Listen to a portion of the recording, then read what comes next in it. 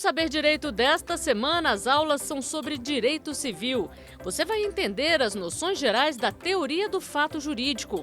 Os temas são o negócio jurídico, os atos ilícitos, a prescrição e decadência.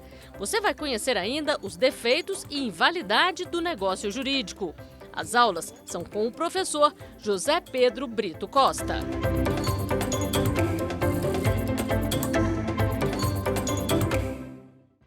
Olá, meu nome é José Pedro, sou professor de Direito Civil e hoje daremos início ao nosso curso sobre a teoria do fato jurídico, seus aspectos gerais. Neste curso, que será trabalhado em 5 aulas, nós estudaremos os aspectos gerais da teoria do fato jurídico, estudaremos a ideia de negócio jurídico, estudaremos os defeitos e a invalidade do negócio jurídico, também estudaremos os atos ilícitos e, na última aula, estudaremos prescrição e decadência. Para darmos início ao nosso curso, é muito importante termos em mente a ideia de fato jurídico no Brasil, de onde isso surgiu, como isso foi estruturado na doutrina brasileira, quais foram os principais autores que foram responsáveis por sistematizar esse conhecimento dentro do direito brasileiro. E, para iniciarmos, nós não podemos falar de outro autor que não seja Francisco Cavalcante Ponce de Miranda. Ponce de Miranda, considerado um dos maiores juristas brasileiros de todos os tempos, foi, sem dúvida, um dos autores mais importantes para o direito civil pátrio. Ponce de Miranda, além de diversas outras obras, possui o seu Tratado de Direito Privado, onde no tomo 1 ele vai estruturar com maior cientificidade e rigidez a ideia de fato jurídico. Nós podemos imaginar. Sempre falamos sobre a ideia de fato jurídico. A ideia de fato jurídico é um dos temas mais falados em todo o direito, em todos os ramos do direito. Não existe um ramo do direito que estruture o seu saber sem a ideia de fato jurídico. Nós temos um conceito muito tradicional de fato jurídico, sendo que o fato jurídico seria aquele fato que cria, modifica e extingue direitos. Mas o que isso significa? De onde veio essa ideia? Vamos pensar da seguinte maneira.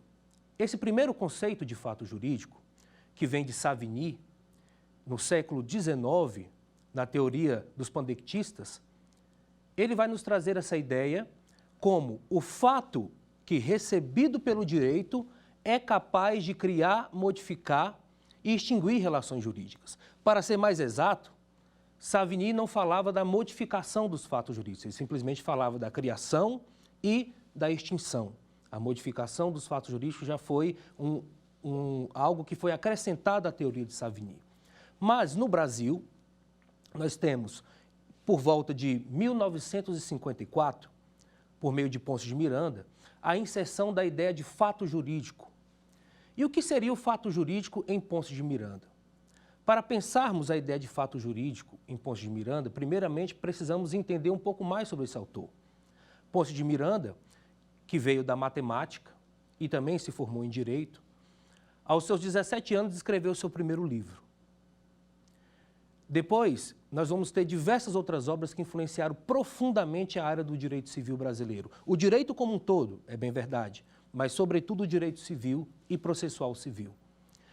Dentro dessa perspectiva, nós podemos estruturar a teoria do fato jurídico de Ponce de Miranda a partir da sua ideia sobre o direito. O que Ponce de Miranda entendia sobre o direito? O direito para Ponce de Miranda era um mecanismo de pacificação social, um mecanismo de adaptação social. A ideia de adaptação social em Ponce de Miranda, ela é fundamental para que a gente possa compreender a profundidade e a relevância desse conceito para a sua teoria. Nós temos o que significaria a ideia de adaptação social. Adaptar-se socialmente é conformar o homem pelas regras da sociedade. Conformar o homem pelas regras jurídicas, etiquetas sociais, regras morais. Então, você tem uma pessoa em processo de formação sociológico. Dentro desse processo de formação sociológico, o direito estabelece um regramento voltado às relações sociais. As relações sociais, elas são estruturadas por meio das regras jurídicas. E a ideia de regra jurídica em Ponce de Miranda, ela é bastante profunda, muito mais do que imaginamos. mas vamos nos ater por enquanto à ideia de fato jurídico. A primeira relevância que nós podemos pensar, qual é a relevância de se estudar o fato jurídico em maior profundidade? A relevância disso é que o fato jurídico é a porta de entrada do mundo jurídico, do mundo do direito. Aquilo que não é jurídico não pode ser objeto do direito. E quando eu digo objeto do direito, eu não me refiro necessariamente à ideia de objeto do direito enquanto norma, como o pensamento positivista tinha estruturado. Eu me refiro ao objeto do direito enquanto qualquer situação que seja possível se discutir a sua juridicidade. Isso é jurídico ou não é jurídico? Então, a ideia de fato jurídico, o conceito de fato jurídico, é aquele que vai dividir, que vai extremar a ponta do que é jurídico do que não é jurídico. E para isso, nós temos alguns critérios, nós temos algumas regras para isso. Ponce de Miranda vai trabalhar em sua teoria, no que diz respeito à regra jurídica, primeiro o seu fator pré-juridicizante, que diz respeito a elementos que antecedem a existência de uma regra jurídica. Por exemplo, antes da feitura de uma regra jurídica, eu tenho o ato de edificação dessa regra jurídica. O que seria o fato de edificar a regra jurídica? Eu estou falando da atividade legiferante em estrito senso. Eu estou falando da atividade legislativa.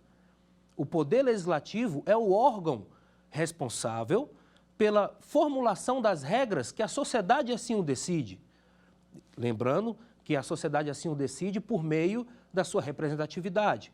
Nós elegemos os nossos representantes e eles, em tese, nos trazem a representatividade daquilo que pensamos. Então, o primeiro passo para a existência de uma regra jurídica é a ideia de edificação da regra jurídica. A regra jurídica ela não é formulada pelo direito, na visão de Ponce de Miranda. A regra jurídica ela é primeiro formulada pelo poder legislativo. E o poder legislativo tem essa função de trazer para o direito todos os elementos que dizem respeito às disputas políticos e sociais, que dizem respeito aos aspectos econômicos da sociedade, que dizem respeito aos aspectos controversos. Nessa perspectiva, é importante lembrar que Ponce de Miranda ele é um positivista. Independentemente de qual corrente do pensamento positivista Ponce de Miranda possa ser enquadrado, sem dúvida alguma, Ponce de Miranda está dentro da teoria positivista. E qual é a relevância disso? Nós temos que lembrar que na teoria positivista, independentemente da sua corrente, nós temos uma ideia de preponderância do direito objetivo, do direito positivo.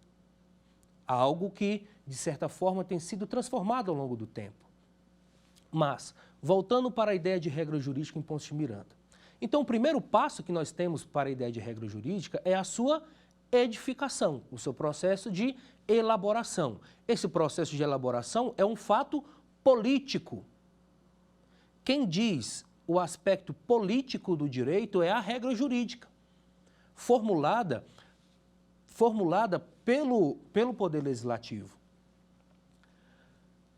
Nessa perspectiva, como nós podemos organizar esse raciocínio?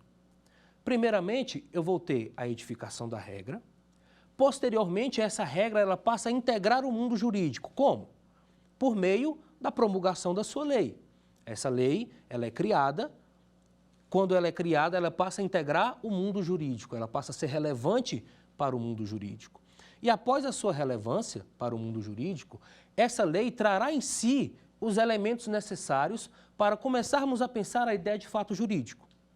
Dentro dessa normatização, nós teremos um elemento que Ponce de Miranda chamou de suporte fático. Ponce de Miranda dividia uma regra jurídica em dois aspectos. Ele dividia a regra jurídica em um antecedente e um consequente, no suporte fático e no seu preceito. Essa divisão dele também segue a corrente positivista do seu tempo. Nós podemos pegar, por exemplo, a divisão da regra jurídica em Hans Kelsen, por exemplo, preceito primário, preceito secundário.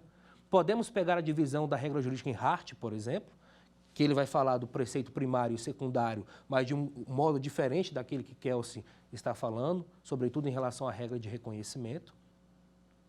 Mas, no que diz respeito à ideia de fato jurídico em Pontes de Miranda, voltando, nós vamos ter a seguinte situação. A regra é edificada, a regra é promulgada. Passa a existir no mundo jurídico. Posteriormente a isso, nós vamos ter dentro da regra uma descrição de fatos da vida previsto em abstrato. É isso que nós estamos chamando de suporte fático. Ou seja, a regra vai estabelecer, por meio de uma previsão geral, aquilo que pode ser objeto de juridização pelo direito. Vamos pegar um exemplo para ficar mais simples. Se matar, eu tenho uma pena. Eu tenho uma conduta humana prevista em abstrato. Qual é a conduta humana prevista em abstrato? O ato de tirar a vida. E em razão do ato de tirar a vida, se assim for comprovado, eu terei uma consequência jurídica, eu terei a juridização dessa regra. Então, para Pontes de Miranda, a estruturação do fato jurídico depende estritamente do suporte fático. O suporte fático é o local no qual nós vamos ter, por meio da inserção do Poder Legislativo, aqueles fatos da vida que serão objetos do direito.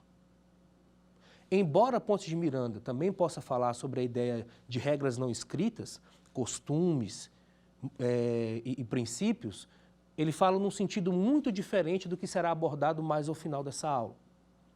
Então, em relação à perspectiva da regra jurídica, nós já vamos ter edificação, publicização, suporte fático.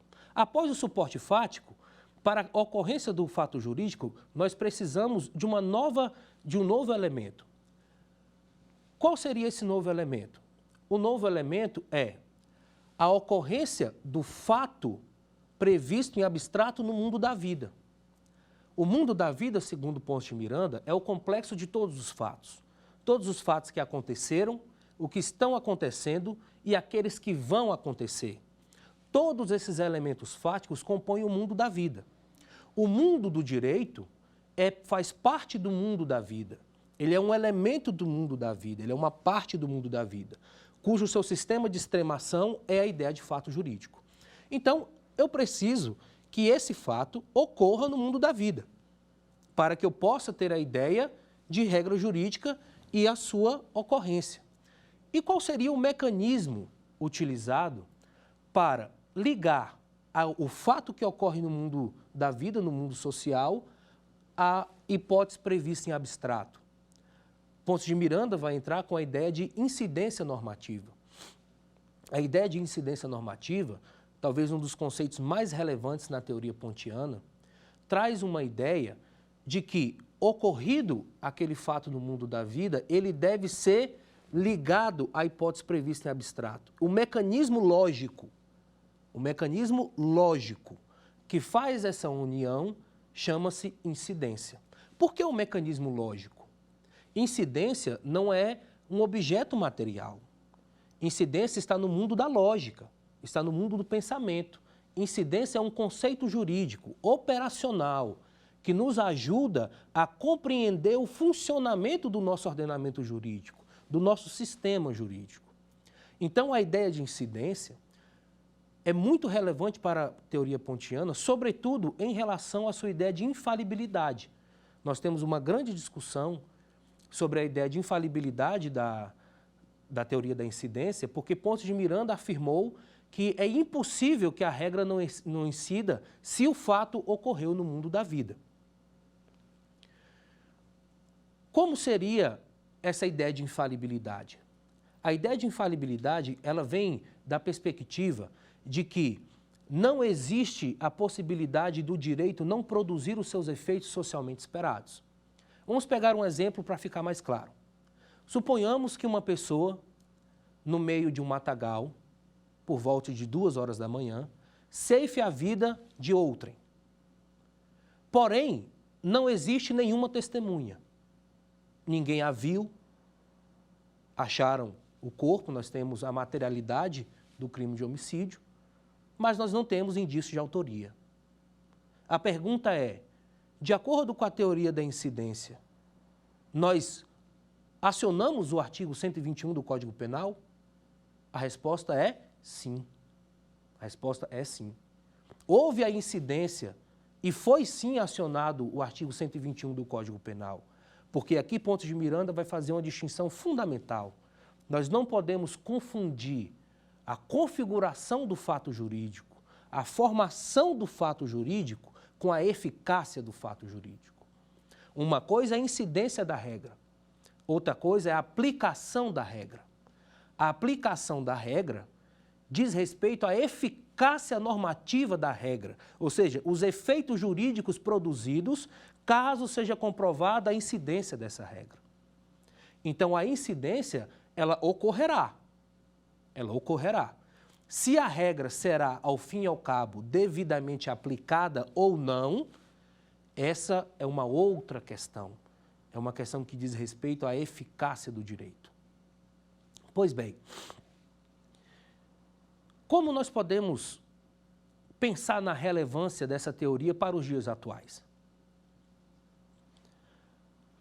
Atualmente nós temos uma questão interessantíssima, muito interessante. Podemos concordar, e aqui nós nos referimos à doutrina majoritária, de que existe uma compreensão hoje no direito de que somente as regras jurídicas não são mais os elementos suficientes para a configuração de um fato jurídico. Hoje nós inserimos, dentro da perspectiva da formação do fato jurídico, toda uma ideia que diz respeito aos princípios, que diz respeito a fatos sociais não regulados. Quando eu me refiro a fatos sociais não regulados, eu me refiro a fatos sociais que não estejam previstos pelo direito objetivo, ou seja, são fatos que não passaram pelo crivo do Poder Legislativo. O Poder Legislativo não foi o autor daquele fato jurídico. E mesmo assim, ele passa a entrar no mundo jurídico com profunda relevância. Então, qual é a relevância da teoria de Pontes de Miranda nesse sentido? Pontes de Miranda traz um critério objetivo de distinção entre o jurídico e o não jurídico, que é a ideia de regra jurídica. A ideia de regra jurídica, em Pontes de Miranda, ela vai trazer um aspecto essencial. Esse aspecto essencial é que Pontes de Miranda afirmava que a regra jurídica ela serve para o homem ordenar o mundo da vida, distribuir os bens da vida. E isso nos causa um relativo incômodo. De que maneira uma regra jurídica poderia distribuir os bens da vida? A melhor forma de pensarmos isso é por meio de um exemplo. Vamos utilizar um exemplo muito comum no direito. Você, ao se formar num curso de direito, você se torna bacharel em direito. Você ainda não é advogado. Para que você possa se tornar um advogado, você precisa passar no exame da ordem. Observe, existe uma regra de acesso. Qual é a regra de acesso? Somente aqueles que se formam em direito e passam no exame da ordem podem advogar. Somente eles possuem capacidade postulatória. Observem que a regra, ela foi um mecanismo de acesso para que essa pessoa pudesse atingir uma totalidade de bens. Qual seria essa totalidade de bens? A possibilidade de advogar. Então, a regra, ela vai definir quem é advogado e quem não é advogado. Uma regra, por exemplo, que diz respeito ao direito de propriedade, posse, uso capião, o que seja. Vamos pensar inicialmente na defesa da posse. Existe um dever geral universal, voltado para sujeitos indeterminados, para toda a comunidade, de que você deve respeitar a posse. Não é possível que você invada a propriedade de alguém. Não é possível que você destrua a propriedade de alguém. Então, o mecanismo da regra, ele vai servir como um critério de acesso. Ele definirá quem é proprietário, quem não é proprietário, quem é possuidor, quem não é possuidor. E por que Pontes de Miranda acredita que isso seja um aspecto elementar? Porque a ideia de regra jurídica é um mecanismo de estruturação da sociedade, é um mecanismo de pacificação social. É por meio das regras jurídicas que nós vamos estabelecer as relações entre os seres humanos, ainda que a regra jurídica diga respeito a um fato da natureza. Como veremos um pouco mais para frente, nós vamos trabalhar a classificação dos fatos jurídicos. E os fatos jurídicos também podem decorrer da natureza, de fenômenos naturais. Mas esses fenômenos naturais, em alguma medida, eles dizem respeito a elementos da vida humana, sem os quais a ideia de regra jurídica parece não nos fazer sentido. Só existe direito porque existem relações sociais. Só existe direito porque existe sociedade. Só existe direito porque nós precisamos lidar com a complexidade da convivência. Aqueles que não convivem não precisam do direito. Então, nós precisamos estruturar o nosso raciocínio a partir desses elementos. Pontes de Miranda vai colocar que o elemento mais importante do direito é a ideia de fato jurídico. E, em segundo, a ideia de relações jurídicas. Então, voltando para a gente concluir a ideia da importância da teoria de Pontes de Miranda hoje, é preciso que nós possamos compreender a profundidade do que Pontes de Miranda nos trouxe como conhecimento estruturado para o direito brasileiro. Pontes de Miranda estruturou todo o seu aspecto de divisão entre o jurídico e o não jurídico. Mas nós temos alguns problemas em relação a isso. Para iniciarmos o segundo ponto, em relação ao aprofundamento dessa teoria de Pontes de Miranda, nós podemos pensar na seguinte questão. Então, nós podemos afirmar, observando a teoria de Pontes de Miranda, que aquilo que não esteja previsto numa regra jurídica, escrita ou não escrita, não faz parte do direito? Sim, isso não faz parte do direito. E isso vai trazer um problema para o mundo contemporâneo. Qual é o problema para o mundo contemporâneo? Nem todos os fatos sociais que acontecem no mundo da vida, que podem de alguma maneira ter relevância para o direito, estão previstos em lei. Primeiro, porque a atividade legiferante, atividade legislativa, ela não consegue acompanhar as mudanças do mundo da vida. E, em segundo lugar, porque existe uma disputa. E é preciso que tenhamos isso em mente. Isso é uma disputa. Uma disputa de poder que diz respeito aos aspectos não regulados propositalmente pelo Poder Legislativo. Hoje, no direito brasileiro, nós teríamos alguns exemplos sobre isso. Nós podemos pegar, como primeiro exemplo, o problema do aborto do feto anencefálico, por exemplo, do feto anencéfalo. Nós não tínhamos uma regulamentação específica sobre aquele ato. Não obstante, o direito teve que decidi-lo. Isso é um fato juridicamente relevante. Além disso, nós temos outras complexidades que dizem respeito a fatos que aparentemente podem não ser objeto do direito, mas que potencialmente são relevantes para o direito. Vamos pegar um exemplo. Imagine uma pessoa que trafega por uma rua. Qual direito ela está exercendo? Nós podemos afirmar, sem sombra de dúvidas, que um dos direitos possíveis que ela esteja exercendo é o direito de ir e vir. Independentemente se existe uma regra jurídica ou não, que irá estabelecer que essa pessoa pode andar especificamente por aquela rua. Ela está exercendo um direito. Mas esse direito, ele está previsto num princípio constitucional e não numa regra jurídica específica. E aqui é o ponto nodal aonde se começa um elastecimento, uma abertura da compreensão de fato jurídico para o mundo contemporâneo. A ideia de fato jurídico para o mundo contemporâneo tem, cada vez mais, passado a ser uma ideia de um fato social relevante para o direito. Isso não significa que esse fato social relevante para o direito não venha a criar, modificar, extinguir direitos, qualificar direitos. É apenas uma distinção, como o professor Marcos Bernardo de Mello sempre nos advertiu, entre ser e efeitos do ser. Nós estamos estudando o ente, o ser. Nós não estamos estudando os seus efeitos. Criar, modificar, extinguir direitos são efeitos do fato jurídico. E por essa razão, são insuficientes para definir o fato jurídico. Vamos pegar um exemplo? Eu posso ter, por exemplo, um contrato que ele seja existente, ele entrou no mundo jurídico, nós vamos trabalhar isso com mais tranquilidade, não se preocupem. Ele pode ser válido, mas ele não é eficaz, ou seja, ele não produziu os efeitos esperados. Eu pergunto, isso é um fato jurídico?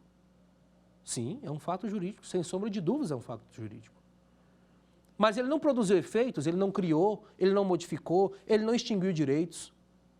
Sim, mas nem por isso ele deixou de ser um fato jurídico.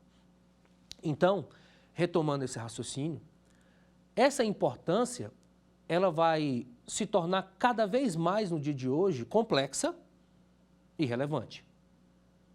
Complexa em que sentido?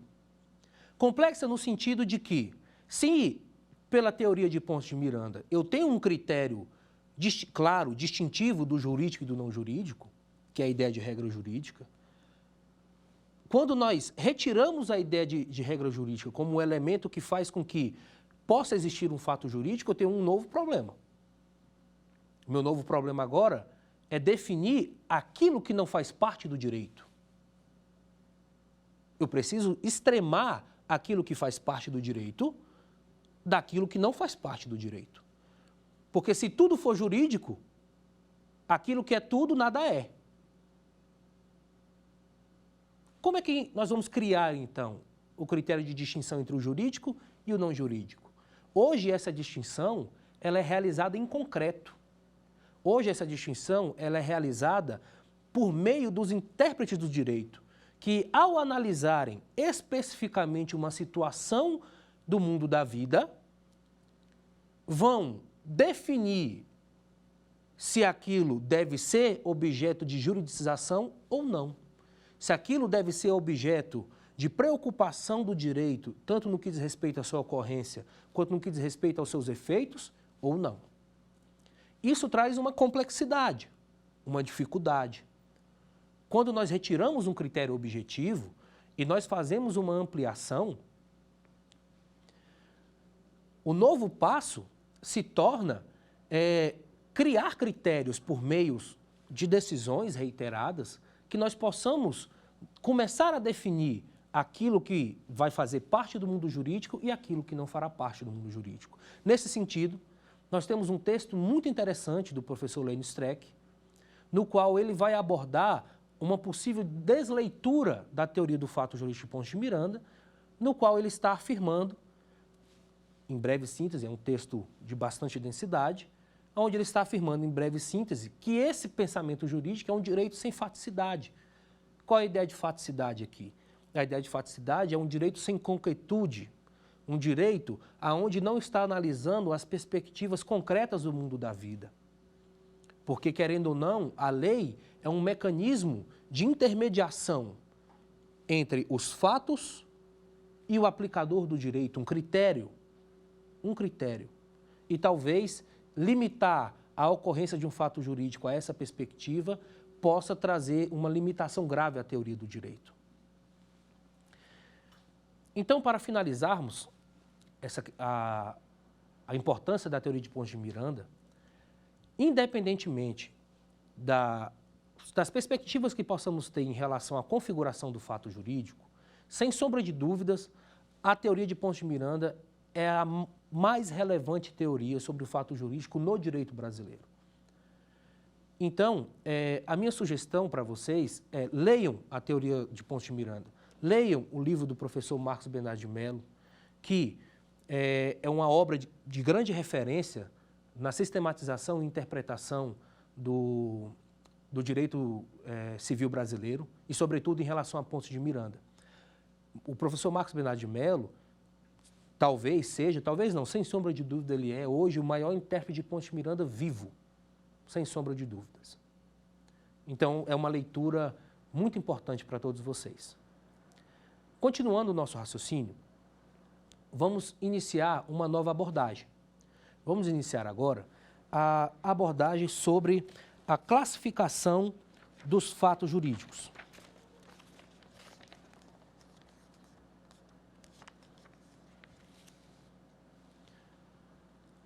Para iniciarmos, vamos estruturar o nosso pensamento a partir da ideia dos planos jurídicos.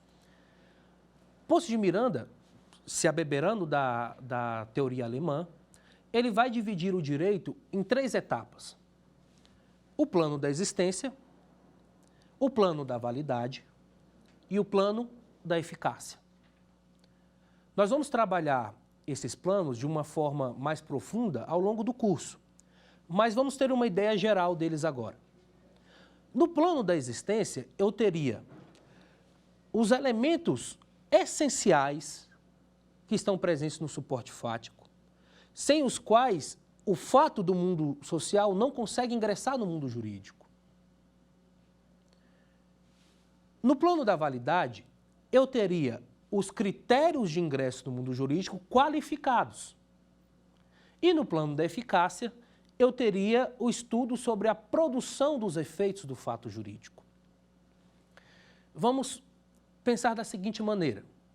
Vamos pegar os requisitos para a ocorrência de um negócio jurídico, por exemplo. Eu preciso de um agente, eu preciso de um objeto, eu preciso de uma forma e eu preciso de uma vontade.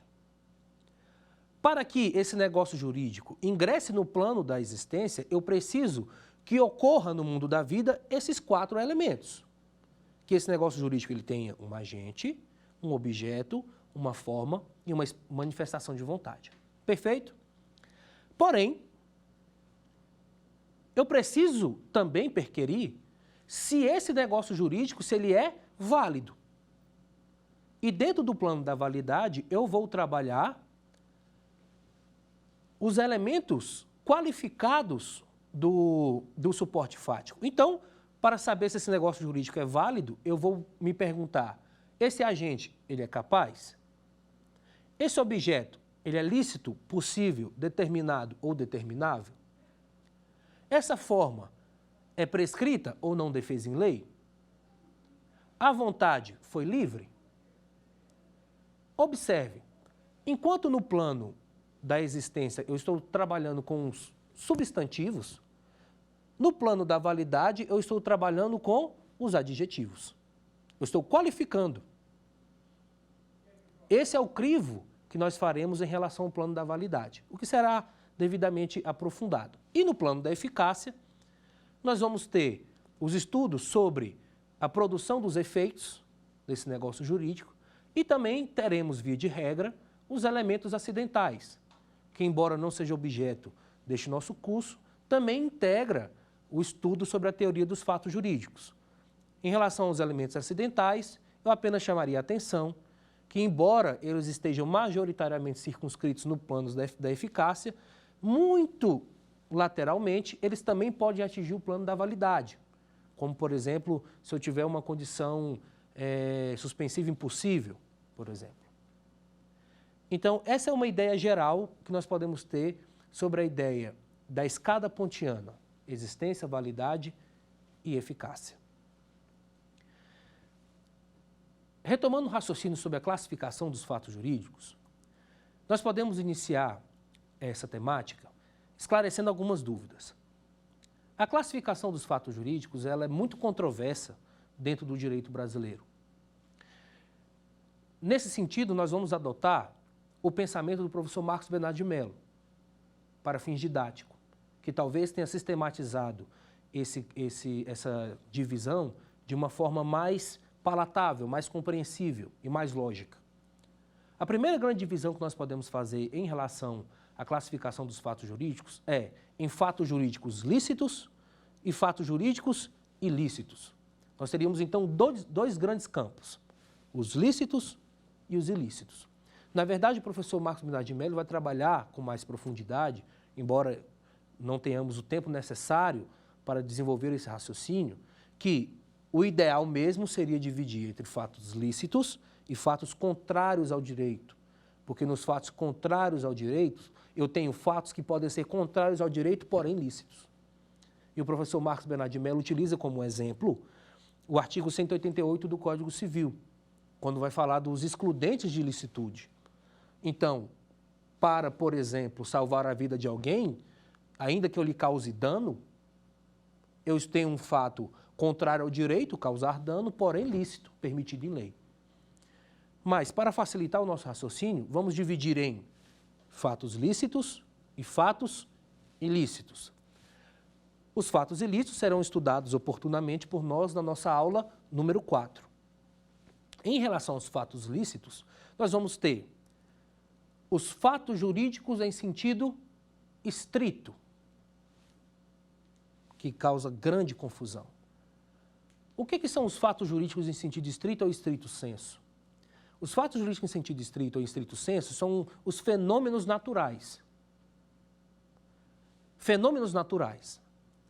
Mas também seguindo o professor Marcos Bernardo de Mello, os fenômenos naturais, em alguma medida, eles dizem respeito aos próprios seres humanos, sem o qual a ideia de normatização disso não faz muito sentido. Vamos pensar. Imaginemos o seguinte. Imaginemos que existe um criador de gado, criador de semoventes, de bovino. Esse criador de gado, ele tem um plantel. Dentro do seu plantel, ele tem 20 matrizes, 20 novilhas, por exemplo. E essas matrizes se reproduzem. Deram à luz a 20 bezerros. Podemos concordar que tanto a ideia de fecundação, quanto a ideia de gestação, quanto a ideia de nascimento são fenômenos naturais? Não obstante, esse fenômeno natural tem relevância jurídica? Tem. No momento em que esse semovente foi fecundado, nós temos um novo elemento, que diz respeito ao quê? A propriedade do dono do gado, do proprietário do gado. O proprietário do semovente, ele agora também vai se tornar o proprietário do bezerro, da cria. Isso é, se não houver nenhum negócio jurídico que o diga o contrário. Em situações normais, ele se tornará o proprietário daquele gado. Então, aquele evento natural tem relevância jurídica porque diz respeito àquela pessoa. Agora, imaginemos um animal selvagem fora de um território nacional e ele se reproduz, como citado pelo professor Marcos. Qual a relevância jurídica desse acontecimento natural? Nenhuma. Ela não está ligada a nenhum ser humano. O direito, como já dito, serve para regular as relações sociais. Então, nessa perspectiva, nós também podemos pensar da seguinte maneira. Fatos naturais, ainda que provocados por seres humanos, não deixam de ser naturais. Vamos pensar da seguinte maneira. O fim da vida humana, a extinção da vida humana, ela ocorre pelo fenômeno morte. O fenômeno morte é um fenômeno natural. Morrer é um elemento da natureza. Todos nós estamos sujeitos à finitude. Até onde se sabe, todos os seres existentes no planeta estão sujeitos à finitude. Então, finitude é um fato natural. Uma hora chegará o nosso fim, ponto final. Porém, eu posso ter uma morte natural, em razão da idade, da doença, etc. Mas eu posso ter um homicídio. Eu posso ter uma morte provocada injustamente por outrem. Fica a pergunta. A morte, dentro da provocado o homicídio, deixou de ser um fato natural? Não. Ela continuará sendo um fato jurídico em sentido estrito, embora provocado por outra pessoa. Eu posso ter, infelizmente, um suicídio, no qual eu tenho, em alguns casos, a consciência sobre a vontade de ceifar a própria vida, eu tenho a provocação consciente do fenômeno morte, mas a morte não deixou de ser um fato natural. Este fato jurídico ingressará no mundo jurídico como um fato jurídico em sentido estrito. Isso não significa dizer que um fato jurídico só possa acionar um suporte fático.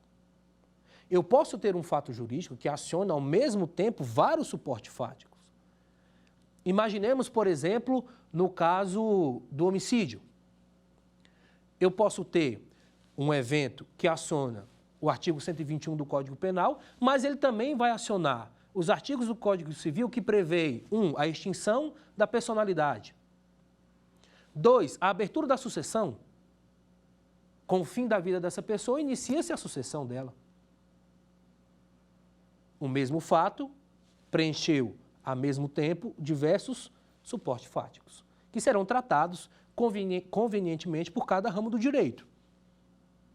Cada um dará o seu tratamento específico de acordo com a sua lógica e o seu regramento. Mas isso pode ocorrer.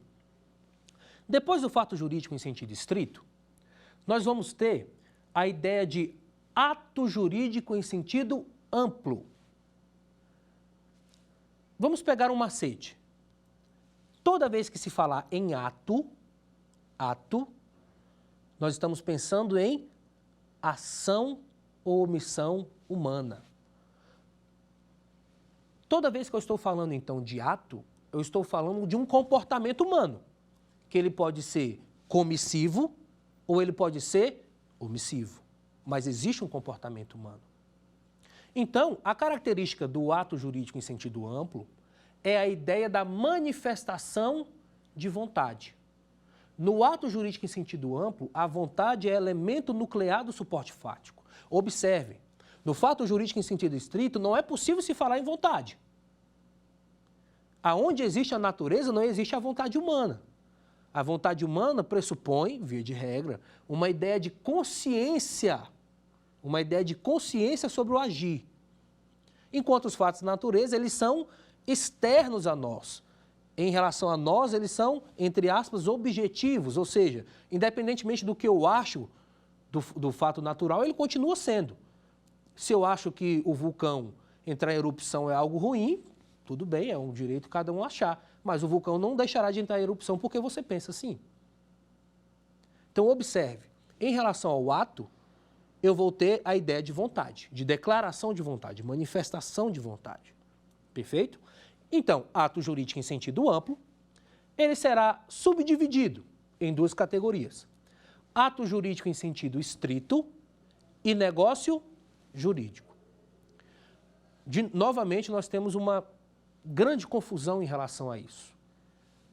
A denominação disso, etc. Para facilitar do ponto de vista didático, vamos nos apegar à doutrina majoritária. Como é que nós podemos, então, pensar na ideia de ato jurídico em sentido estrito? Ato jurídico em sentido estrito é aquele que, manifestada uma vontade, os seus efeitos eles decorrem da própria lei. Seus efeitos eles são ex lege.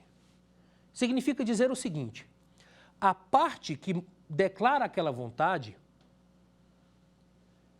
ela não possui a capacidade de escolher as categorias jurídicas que poderiam produzir efeitos. Vamos pegar um exemplo? Imagine o reconhecimento voluntário de um filho. Reconheci voluntariamente a paternidade de uma determinada pessoa humana. Eu posso escolher os efeitos? Eu posso escolher os efeitos do reconhecimento da paternidade? Por exemplo, eu posso dizer, reconheço a paternidade de fulano, porém não lhe pago pensão alimentícia. Reconheço a paternidade, porém não gostaria de conviver com essa criança. Reconheço a paternidade, porém não quero que ela faça parte da minha sucessão. Isso é possível? Não, isso não é possível. Por que isso não é possível? Porque, ao reconhecer a paternidade de um filho, os efeitos do reconhecimento já estão previstos na lei. E não é possível modulá-los pela vontade. Então, essa seria a definição, a ideia de ato jurídico em sentido estrito. Negócio jurídico. Em relação ao negócio jurídico, já seria diferente. Via de regra, os efeitos do negócio jurídico eles são ex voluntate, ou seja, eles decorrem da vontade humana. O ser humano quando ele está formulando aquele negócio jurídico, a ele é possível escolher, dentro dos limites do direito, tenham isso em mente, dentro dos limites do direito, as categorias jurídicas aplicáveis. Em relação ao negócio jurídico, nós não vamos nos alongar mais sobre ele, porque ele será objeto da nossa segunda aula, na qual trabalharemos com maior profundidade a ideia de negócio jurídico. Então, vamos para a última categoria, a ideia de ato-fato jurídico. Em relação ao ato-fato jurídico, nós já temos a ideia de que toda vez que eu penso em ato, eu estou pensando em um comportamento humano. Mas por que ato-fato? De onde vem a teoria do ato-fato?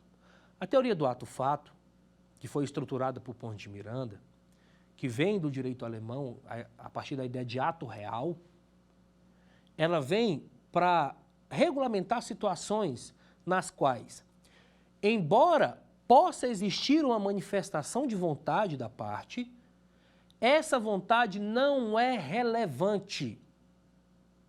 Ela não é relevante para a produção dos efeitos do fato jurídico. Como assim? Significa dizer que eu tenho um comportamento humano e, independentemente da intenção da pessoa, ele produzirá os seus efeitos. Isso pode parecer um pouco confuso. Vamos pegar exemplos. Primeiro exemplo que nós podemos pegar. Imaginemos a ocupação e aquisição originária da posse. Existe um terreno, um imóvel, determinada pessoa passa a ocupá-lo. Independentemente da sua consciência sobre o que ela está fazendo, ela torna-se, se assim o direito permitir, possuidor do bem. Mesmo que ela não tenha consciência sobre esse ato. Vamos pegar um outro exemplo, um pouco mais polêmico. Quem dá esse exemplo é o professor Paulo Lobo, no qual ele vai trabalhar a ideia de que a união estável também é um ato jurídico. Perdão, a união estável também é um ato-fato jurídico, que é um exemplo um pouco mais complicado. Não é? O que significa dizer, então, que a união estável é um ato-fato jurídico? Significa dizer que, independentemente da consciência e da vontade das partes em relação ao objetivo de se constituir aquela família duradoura, a união estável pode ocorrer. Vamos pegar um exemplo básico. Uma pessoa fez um contrato de namoro, hoje muito comum. Nesse contrato de namoro, foi estabelecidas as regras em relação à convivência, etc. Nesse contrato de namoro está expressamente dito que, independentemente de como eles convivam, não configurará a união estável. A união estável pode se configurar ainda assim. Que basta que ocorra os seus elementos configuradores no mundo da vida, é possível que ela possa ser configurada. Vamos agora para o nosso quiz. De acordo com a teoria do fato jurídico de Ponte de Miranda, o elemento que liga o acontecimento do mundo da vida à hipótese prevista em abstrato é: letra A, o suporte fático; letra B, a regra jurídica; letra C, o fato político; letra D, a incidência. E aí, você já sabe qual é a resposta? A resposta correta é a letra D, teoria da incidência. Como nós já expomos durante a aula, a incidência é a responsável, o elemento lógico responsável que liga o acontecimento do mundo social ao suporte fático. Vamos agora para a nossa pergunta número 2. O fato jurídico em sentido estrito, stricto sensu, diz respeito aos: letra A, atos humanos conscientes; letra B, fenômenos sociais gerais; letra C, fatos naturais; letra D, atos ilícitos. Você já sabe qual é a resposta? A resposta correta é a letra C. Fatos naturais. Vamos para a nossa pergunta número 3. O reconhecimento de paternidade pode ser classificado como: letra A, ato fato jurídico. Letra B, ato jurídico em sentido estrito. Letra C, negócio jurídico. Letra D, fato natural. Você já sabe qual é a resposta? A resposta correta é letra B, ato jurídico em sentido estrito, aquele que tem os seus efeitos pré-determinados pela lei, efeitos ex lege. Pois bem, após o nosso quiz, vamos fazer um breve resumo da aula de hoje. Nesta aula, nós trabalhamos os aspectos gerais da teoria do fato jurídico, passamos pela teoria de Ponce de Miranda, trabalhamos a sua ideia de direito, a ideia de regra jurídica, a importância da regra jurídica como um critério definidor entre o jurídico e o não jurídico, trabalhamos também um pouco do pensamento contemporâneo no que diz respeito ao elastecimento ou uma possível superação da teoria de Ponce de Miranda em relação à configuração do fato jurídico. Também trabalhamos de forma inicial os planos da existência, da validade e da eficácia, a chamada escada pontiana, e nós também trabalhamos a classificação dos fatos jurídicos, passando pelos fatos jurídicos lícitos, fatos jurídicos ilícitos, fato jurídico em sentido estrito, ato jurídico em sentido amplo, ato jurídico em sentido estrito, negócio jurídico e ato-fato jurídico. Na próxima aula, nós trabalharemos com maior profundidade a ideia de negócio jurídico. Dentro do negócio jurídico, nós vamos trabalhar, além do seu conceito contemporâneo, uma perspectiva histórica do negócio jurídico, também trabalharemos a sua classificação. Até lá! Quer dar uma sugestão de tema para os cursos do Saber Direito? Então mande um e-mail para saberdireito@stf.jus.br ou entre em contato pelo nosso WhatsApp. O número é esse que aparece na sua tela. Você também pode estudar pela internet. Basta acessar o site tvjustiça.jus.br ou rever as aulas no canal da TV no YouTube. TV Justiça Oficial.